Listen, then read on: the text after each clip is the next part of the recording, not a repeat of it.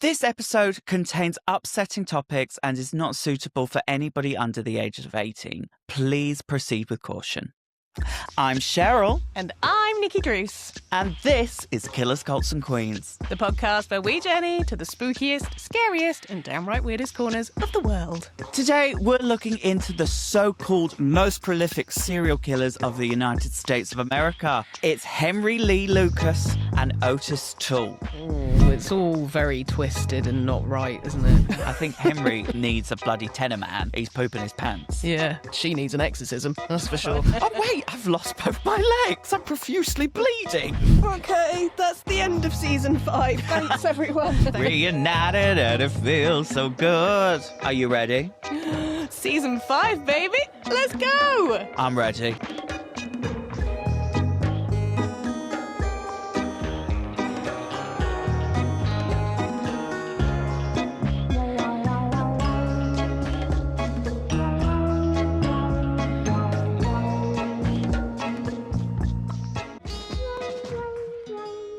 Imagine taking home your new fiancé to meet your mother. You're excited to introduce the pair, but it goes wrong from the get-go, and your mother clearly doesn't approve of the new woman. You'll put on a brave face, but a few days later, she continues to pick on you, tears you apart with words, and eventually resorts to physical violence. She picks up a broom and beats you over the head, but before you even realize what you've done, she's lying on the floor, not quite dead, in a pool of her own blood. Was this self-defense, or was this a brutal murder? Welcome to Killers, Cults and Queens. Now, a slight gear change, but we are here, and it is season 5. Everybody, welcome Nikki Druce. Thank you very much for welcoming me to my own podcast. I mean, it would only be us to introduce each other to our own show. Yeah, exactly. Welcome my guest today, Cheryl. But Nikki, we are here 5 seasons deep. Can you believe? I know. And we're doing things on our own, and we're in our lovely new studio. Take it all in, everybody. Isn't it good? Isn't it lovely? And if you're only listening, then what the hell are you doing? You need to head over to the YouTube or the Spotify and come check out our new digs, our new abode. We're so excited to be back together because that's really where we shine, isn't it? Truly. And obviously, we are full visual, full content, full length episodes back in business, baby. Yeah, and this is something that we've always wanted to do. So we're so pleased to be able to bring this to you now. And you've been asking for it as well. So make sure you watch them. You're asking for it. You're dying for it. But no, it's really fun to be back. And the cases that we've got for this season, it's a wild ride. It really is. But Ronan Keating said it best. Life is a roller coaster. You just got to ride it. I don't think I want to go on this roller coaster, though.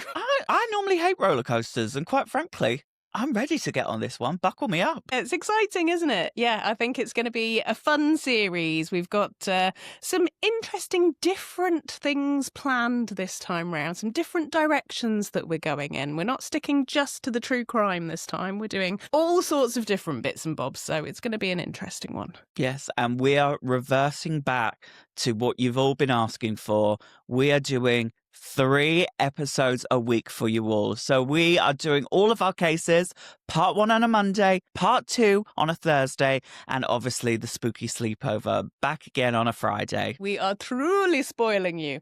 So if you want to join in the chaos and the carnage, make sure you share this podcast with all your friends. Like, comment, subscribe. You know the nonsense, because we know how much you love the pod, but we want to share the love. Yes. Where possible, if you can share it around, put it on your stories. We just want this to go as far and as wide as possible. And now we have the reins. We can do whatever we like with it. So we would love for you to share it with people. And we'd just like to say a huge thank you to Snag, who are sponsoring the whole of season 5 of Killers, Cults and Queens.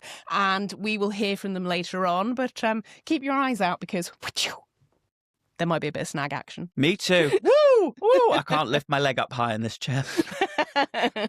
Now, today's story is not unlike some cases we've covered before.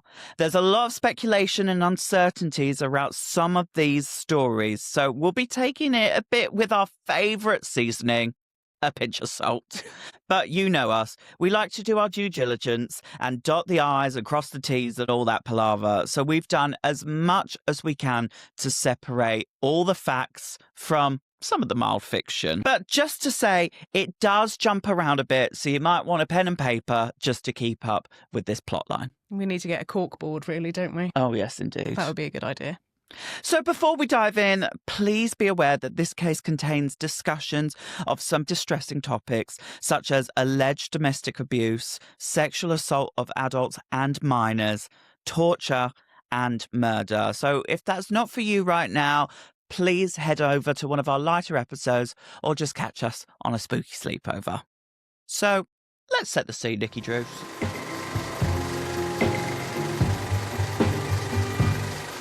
1951 in Lynchburg in Virginia, USA. A 17-year-old girl is sitting waiting at a bus stop. It's a chilly day and she's hoping the bus arrives soon so she can get on board and warm up. But while she waited, someone else had plans for her. Soon, a car pulls up. Inside, a young boy calls out to the girl. She shouts back, and before long, she realizes this is just a kid. He couldn't be more than 14 years old. He offers her a lift, and she's bored of waiting, so hops on in. The pair speed off, but before long, the girl realizes she made a mistake. The teenage boy tries to force himself upon her, and she fights back. But after a while of fighting, the boy gets his hands around her neck, and she cannot escape. He squeezes until she passes out, and before long, her body becomes lifeless. But what happened to make this 14-year-old boy a brutal killer? And how would this go on to become the first of what he claimed of 200 murders? Let's find out.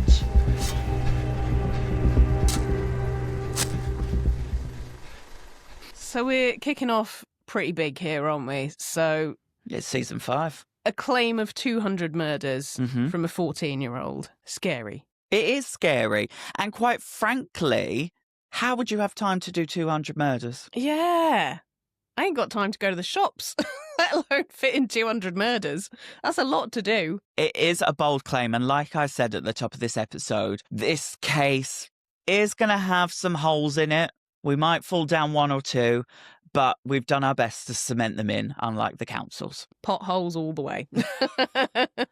But it is a bumpy ride, so I hope you've got your seatbelt ready. Okay, I'm buckled. I'm ready. Holding on. My knuckles are already turning white. I think we're ready to go. So to begin today's story, let's head back to the 1930s in Blacksburg, Virginia, where Henry Lee Lucas has just been born. Now, right from the get-go, Henry's life was tough. He was the youngest of 9 children, and he lived in a 1-bedroom log cabin. But before you think that sounds super cramped, most of these children did not live there.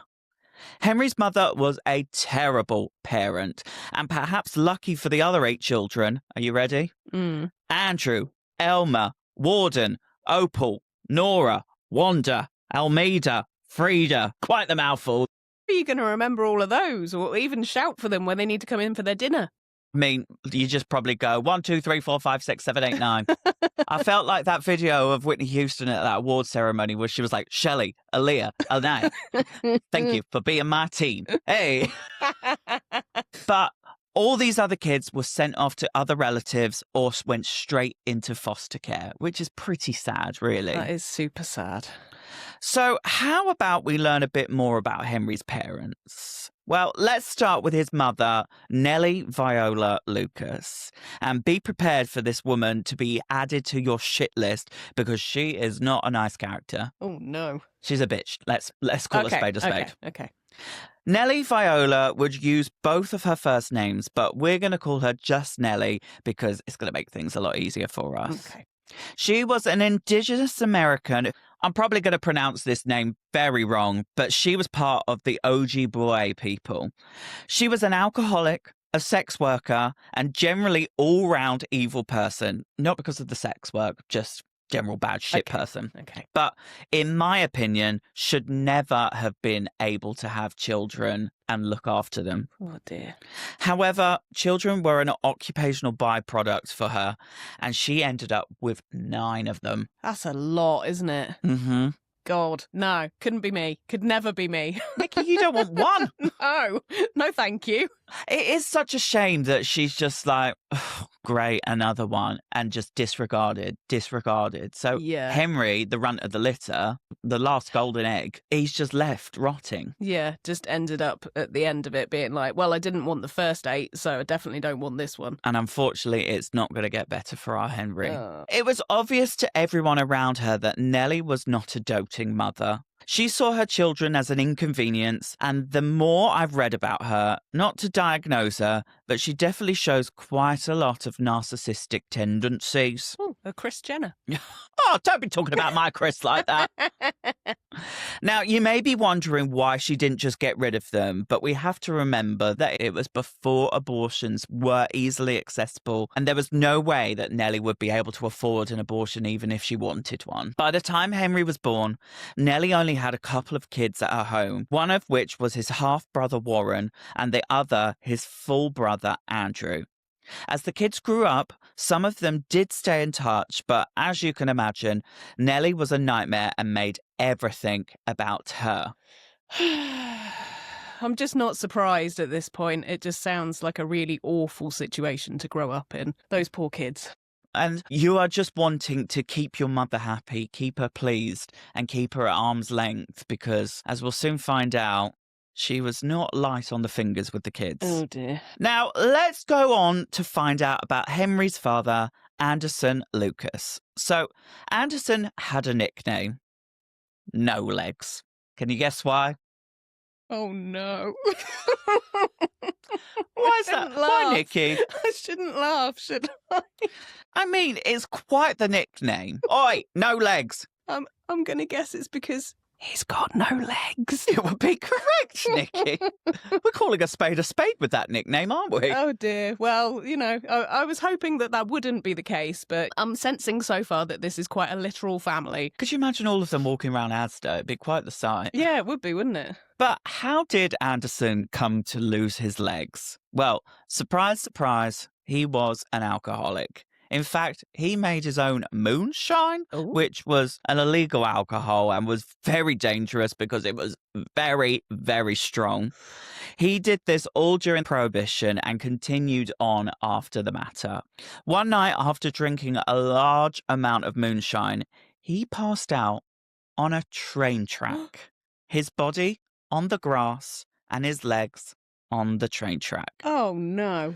When the train came along, it swiftly removed Anderson's legs and he was left using a wheelchair for the rest of his life. Oh, that is not a mistake that you want to make. Can you imagine you pass out, but then No. you wake up in the morning and you think, hang on a second, I feel a bit lighter. Wait, something's missing. Yeah. Oh, have I got my wallet? Have I got my keys? Where's my keys? Where's my phone? Where's my keys? Where's my phone? Oh, wait, I've lost both my legs. I'm profusely bleeding. Can just imagine being like, right, I'm going to go home then. Oh. Wait a second. Wait, no, I'm not. Oh, poor Anderson. Look, have you ever been near one of those train tracks where you've got to go through the gates and cross over the train tracks to get to the other side? Yeah, isn't that the most terrifying thing to have to do? Well, actually, I think I'm quite numb to it. Obviously, I'm still cautious because I literally look 4 ways when crossing a road.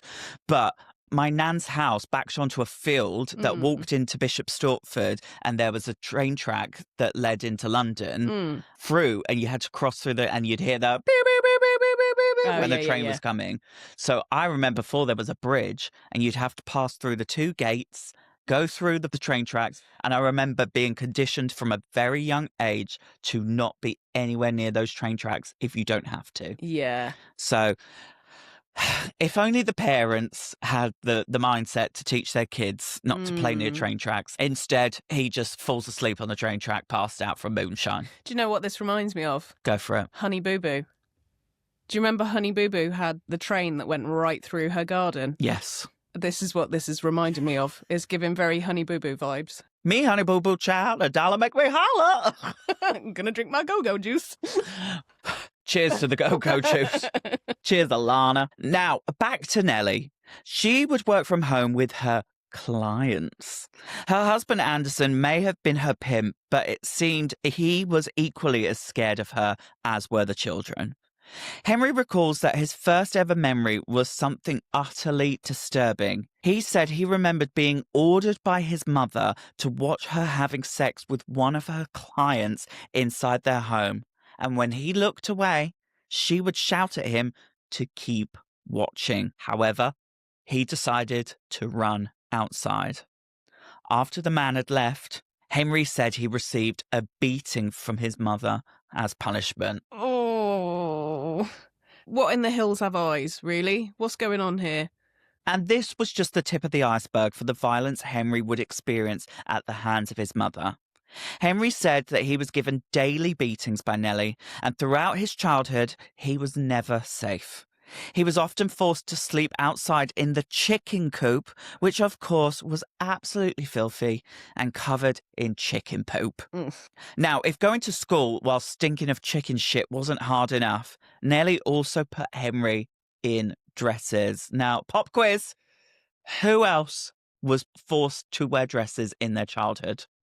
I think we've encountered a couple on the show so far, haven't we? Was Ed Gein one of them? Ed Gein chose to wear women's clothes. Yes. That's what he chose to do when he grew up and he was living with his mother. But it's Charles Manson, the one that keeps coming back to me. Yes, of course it was. Forced in his childhood and then went on to be a beach boy roadie. Yeah, this has got quite a lot of hallmarks, isn't it? There's a lot of other cases that we've covered before.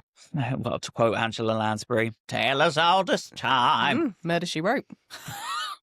Well, we'll get to that. The humiliation tactic didn't go unnoticed by Henry's teachers, and this part is blurry in the records, but it seems his school issued warnings to Nellie to stop doing this after about 3 years of it happening on the daily. Eventually, it seemed there may have been some sort of court order issued to stop this behaviour because it really was causing so many issues for this poor little boy. But this didn't stop Nellie in her pursuit to make Henry's life a living hell. There was an incident where she beat him so badly with a wooden plank that he lay in their house in a coma for 3 days before waking up. What? 3 days in a coma and she didn't do fuck all? She just left him there. Maybe she just presumed he was dead. This family? To what? I don't like it. And quite frankly, this case isn't about her. This is about Henry. Oh, well, there we go. Then, on another occasion, Henry had a fight with his brother Warden where he sustained an injury to his eye. Apparently, Warden managed to stab his brother in the eye and Nellie just ignored the injury. Parent of the year. Parent of the year. Eye stuff really makes me sick. I know. Now, you don't get this, but a trigger warning if you can't deal with eye stuff, please skip about 30 seconds ahead. But after a week, Henry's eye was clearly infected and not getting any better. But Nellie still made her little boy go to school. At school, Henry was somehow struck with a metal ruler by one of his teachers, and it clipped his infected eye, which caused it to burst, which left him with just one eye. Okay, that's the end of season 5. Thanks, everyone. Thank you for joining us. Don't be a killer or join a cult, just be a queen. Goodbye. Come back. We've got 16 more episodes. Please. Okay, I will return, but only because it's you. Oh, thank you. Well, I will tell you that was probably the most gruesome part of this episode. Okay, so all right. The only way is up, baby. Okay, good. Are you all right? Yes. Do you want a little handhold? Thank you. I will follow him where he may go. I don't know why Sister Act is our soothing song, but here we are. Works for me. Good. Noted.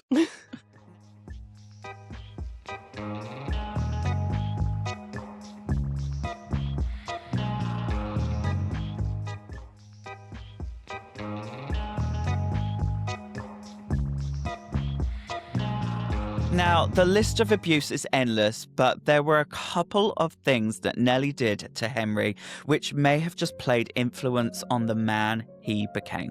Henry wasn't allowed to do anything on his own, and everything that gave him joy was quickly taken away by her. When he was given a teddy bear at school by one of his teachers, who must have noticed how bad things were at home, Nellie took the bear and threw it away. Oh. A nasty little bitch of a girl, isn't she? Yeah, just mean for no reason. And I don't know what it is. For me, I get a real visceral, is that the word? Visceral reaction? Anything to do with teddy bears. I don't know whether I'm just a sad sap or a very sentimental diva. When Henry was given a mule as a pet by a family friend, which is quite a fabulous pet to be given, Nellie let him keep it for just a little while. But one day, out of nowhere, out of the blue, she went outside and shot it dead right in front of Henry. She is just trying to be like, oh, you've got some joy. Pow. Not anymore. This woman is a psycho. We've learnt that everything is learnt behaviour with these murderers. And I'm guessing, in this case, the apple is not going to fall too far from the tree. And the apple is rotten right to the core. So even before he was a teenager, Henry Lee Lucas had lived a life that can only be described as absolutely horrific. But the tragedy didn't end there. Anderson, Henry's father, suddenly died one night. He had been out drinking, fell out of his wheelchair in the snow outside of their log cabin, and died due to exposure. Now, it seems by this point, everyone who lived in this log cabin was an alcoholic. Even the young children. Anderson gave his boys moonshine regularly, and it seems that everyone was too drunk on the night he died to even notice he hadn't come home, Oof. Which is so sad. That is so sad. But, you know, if you're all smashed out of your tree, I can see how it would easily happen. Nikki, I had 2 glasses of wine the other day and I woke up with a pounding headache. I could not be drunk again in my life. If you didn't come home, I'd like to think that somebody would notice, even if they'd been drinking. This is a PSA. Save a Cheryl. For £3 a month, you can make sure she gets home safely with remote trackers, fun little Find My Friends, and a whole lot of love. Emphasis on the dead surname. Anderson died. Nellie instantly moved in her lover into the cabin. The lover had been no secret even whilst Anderson was alive. We have to remember that Anderson was as equally downtrodden as his sons, and he was another victim to Nellie's abusive hands. After his father's death, Henry said he didn't feel anything, and it's here we get the first inkling that perhaps Henry had inherited some of his mother's terrible traits. But before we head into the next part of the story, we want to share with you our wonderful sponsor of this series of Killers, Cults and Queens. It's Snag. Yay! We love Snag, don't we? They're fantastic. We truly do. Now, Snag isn't just a clothing company. It's a full-on rebellion against the fashion industry because, let's be real divas, we have all struggled to find the perfect item that fits us perfectly. Yep, and with Snag, you know that they really are making clothes that fit really well for everybody. And they go out of their way to test their clothes on real sizes, real people, and they tailor things to make sure that everything fits perfectly. And Snag are really flipping the script. Their whole manifesto is so simple. Your body is the truth, and all the other clothes are just a lie, which I think is such a fabulous statement. Yeah, and it really makes sense when you think about it as well. Snag is so proud to celebrate everybody, regardless of your age, your size, your gender, your sexuality. Everybody is included within their company, from inclusive shade ranges, sizes, and help and support for everybody. They pride themselves on style having no expiry date and visibility being your superpower. Yeah, they are truly fantastic, and we absolutely adore everything that they've sent us so far. We've been wearing all of their stuff. I literally wore all Snag clothes to the recording today before I got changed, and I still have their lovely tights on now that you can see. Their stuff is just fantastic, and if you want things that look super stylish and you can wear every single day, they really are brilliant. And their hero product, obviously, snag tights. And as a queen that has gone through many and many a pair of tights over the last 10 years, I can safely say that, don't my pins look fabulous? And the fact that they are called snag is challenging the tights narrative because these do not snag. We know that I have some lovely claws, and as yet, I have not managed to snag a pair of snag tights. Thank you so much to Snag for sponsoring this season of Killers, Cults and Queens. So, shall we jump back into this case? Let's do it.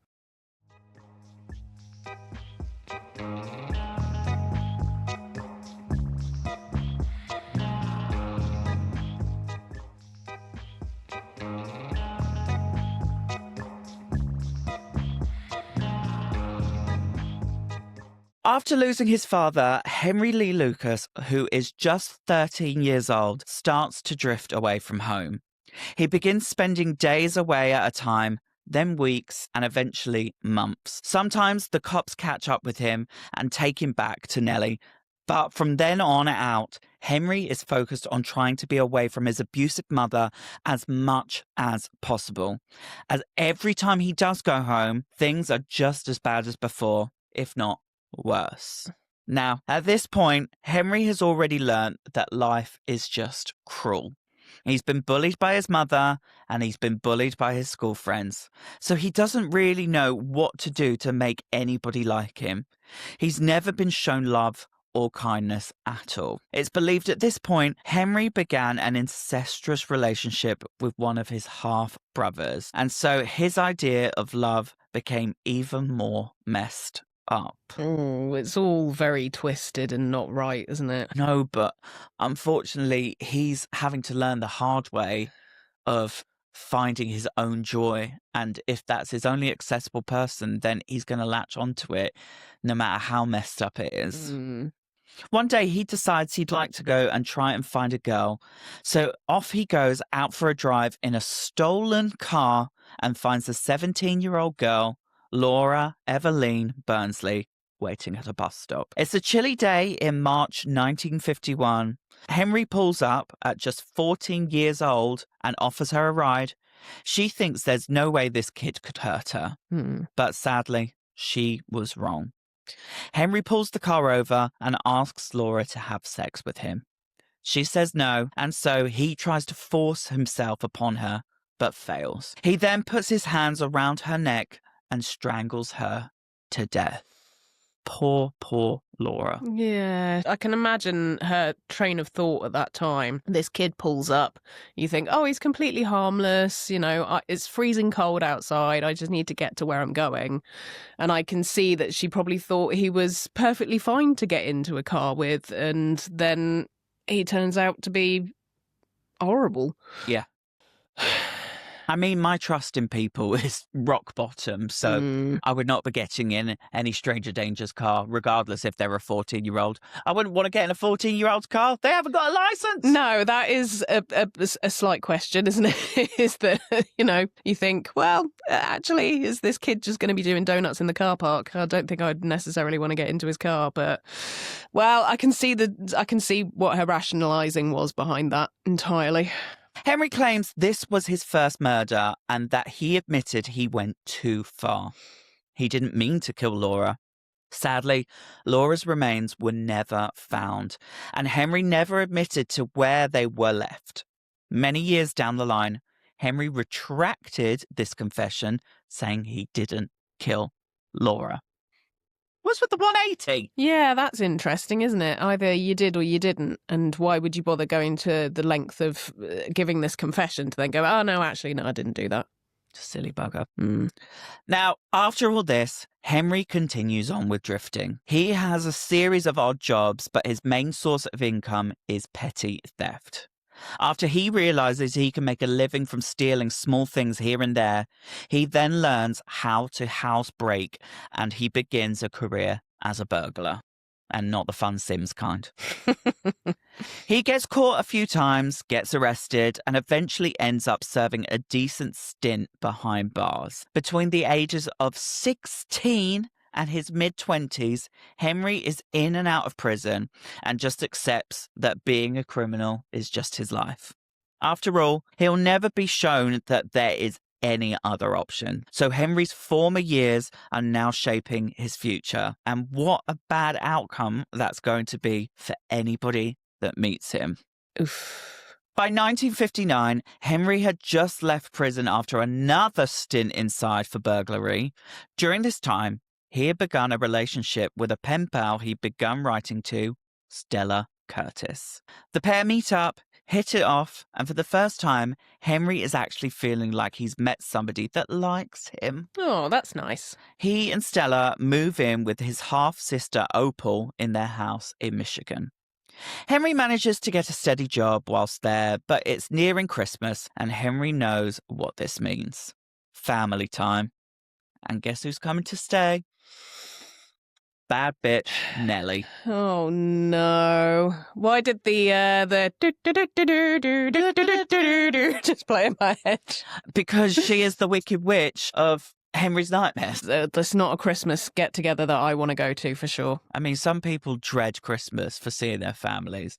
I think Henry needs a bloody tenor man because he's pooping his pants. Yeah, she needs an exorcism, that's for sure. So Nellie arrives in Michigan, and of course, as soon as she sets eyes on Stella, she decides to tell Henry exactly what she thinks of her. Just like the mule, I'm sure Nellie would have just shot her in the head if she could have. But she basically makes things as uncomfortable as she can, and it seems that as a result of her behaviour, Stella leaves. Once again, Nellie has taken away something Henry loves. It seems that just over a fortnight, Nellie is back to her old tricks at Opal's home in Michigan, and she has gone back to controlling Henry. But one night, things would go too far, and Henry finally snaps. After yet another night of Nellie abusing Henry, bearing in mind she is 71 years old at this time. Oof. She's no spring chicken. No. She attacks him with a broom. She beats him round the head and neck until he bruises across his upper body. Henry has been drinking at this point to try and block out Nellie's antics. But before he even knows what he's doing, he looks down and sees Nellie on the floor in a pool of blood. He wrestled the broom off her and gave her a taste of her own medicine, stabbing her in the neck. Ooh, I kind of get where he's coming from. Mm-hmm. I will never side with a murderer, Mm-hmm. but from the abuse side of things, there's only so much you can take, and he's finally found himself in a good place in life. He's got somebody that he's in love with, and she's come in and she's fucked it all up again. I can just see that this is how this would play out. This was the inevitable outcome, really, wasn't it? Well, she made her own bed with her antics, let's Yeah. be real. I'm not saying do the murder, No. but You can see the train of thought that he's following. especially after a bevy or two. Yes. Well, without thinking for a second, Henry knows he needs to get away, so he leaves Nellie where she is and flees Opal's home, heading out into the night. Henry's half-sister Opal returns home from work and finds her mother Nellie clinging to life in her bedroom. Opal immediately calls for help, but by the time the ambulance arrived, it was too late and she was dead. With Henry nowhere to be found, Opal knows exactly what has happened and tells the police. They begin to search for him and finally track him down and arrest him 5 hours away in Ohio. That's quite the jump. He really did flee, didn't he? He was like, I'm out of there. See you later. He was Tasmanian deviling all the way out there. Yeah. Blah, blah, blah, blah, blah. That's our new soundboard, everybody. Henry pleads self-defense and shows the wounds on the back of his head and his neck, wounds he would never have been able to make himself. But despite his defense being considered, his previous criminal record goes against him, and he's sent to prison for 40 years on a charge of second-degree murder, which basically means that it was a heat-of-the-moment killing. Yeah.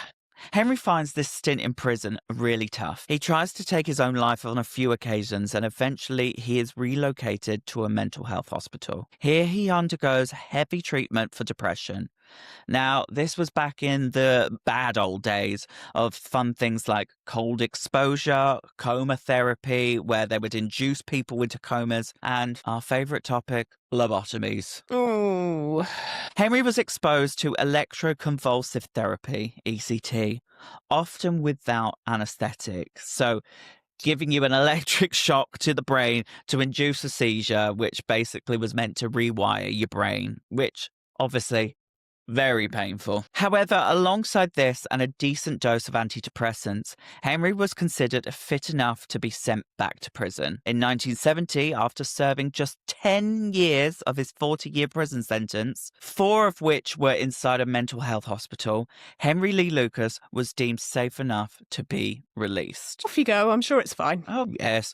But as you can guess, it didn't take long for Henry to be back behind bars, and just a year later, he is caught trying to kidnap a 15-year-old girl. Oh, okay. That didn't last very long, did it? I don't think he was safe to be released. No, but overcrowding. Yeah, okay. When he was arrested for his crime, he was also found with a gun on him, which violated his parole, so he was sent down for 5 years. When he was released in 1975, he tracks down another pen pal he'd made whilst he was incarcerated. This time, it's Betty Crawford. She just happened to be the widow of his cousin. Oh, keep it in the family as usual. He's used to that, isn't he? I mean, his contact list is a bit short. Yeah. Betty looks after him and he moves in with her and they get married very quickly. But within a year, she kicks him out when she suspects Henry has been abusing her daughters from a previous marriage. And so he makes the move from Maryland to Florida, which is 1,000 miles away. That is quite the journey. Once in Florida, Henry would meet someone who would go on to change the direction of his life. But not in a good way. Henry would by chance meet a man in a soup kitchen, and the destruction, pain and harm they would go on to create would be absolutely devastating for all those involved. But to find out what's in store for Henry, you'll have to come back for part 2! But the good news is, we've got an exclusive. It's available right now for you divas. Go listen! Yay! Well, Nikki, that's the end of part 1. How are you feeling?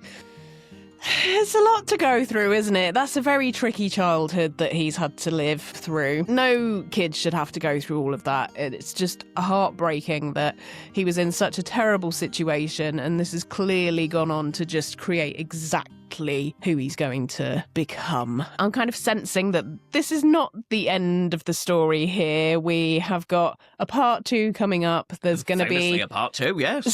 something nasty happening, I think. So, yeah, it just feels like this is just the tip of the iceberg, and it's not good, is it? It's not good, but yeah, just what an episode to kick us off with. Well, we always kick off with a bang, and this, quite frankly, is not a bang, it's an explosion. Yeah, well, I would like to say that I'm excited for part 2, but I'm not really, because it's going to get much, much worse. Brace yourself, my darling. But I'm excited to hang out with you. Reunited and it feels so good.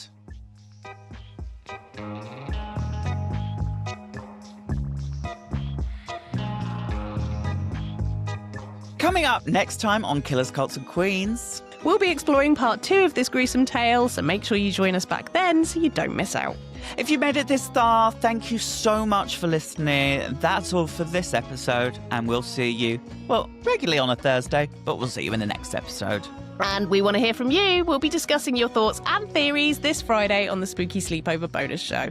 So pop us an email at killerscultsqueens@gmail.com. Or DM us at Killers Cults Queens on Instagram, leave us a comment on Spotify, or send us a message on Patreon, because we really do read every message. And thanks to Snag for sponsoring this series. Do make sure you go and return the support by visiting them at www.snagtights.com. And if you've been affected by any of the themes in this episode, please have a look at the description for lots of helpful resources. Remember, you can watch our full-length episodes of us in the studio on YouTube and Spotify, and join the exclusive community over on Patreon at patreon.com/Killers Cults Queens to get early and ad-free episodes. See you next time. Don't be a killer or join a cult. Just be a queen. Goodbye. Goodbye.